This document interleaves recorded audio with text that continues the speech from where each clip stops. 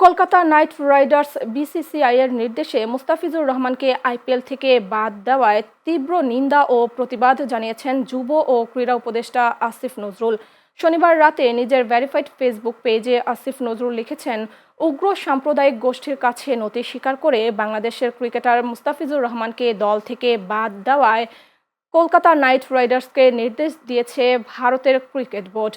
তিনি এর তীব্র প্রতিবাদ জানিয়েছেন। এই ঘটনায় বাংলাদেশে আইপিএল সম্প্রচার বন্ধের উদ্যোগ নিতে তথ্য ও সম্প্রচার উপদেষ্টাকে অনুরোধ জানিয়ে আইন উপদেষ্টা বলেন, বাংলাদেশের একজন ক্রিকেটার চুক্তিবদ্ধ হওয়ার সত্ত্বেও ভারতে খেলতে যেতে পারেন না।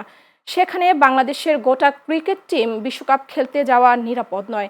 তাই বোর্ড থেকে বাংলাদেশের বিশ্বকাপের খেলাগুলো শ্রীলঙ্কায় অনুষ্ঠিত করার নির্দেশ দেওয়া হয়েছে বলেও জানান ক্রীড়া উপদেষ্টা।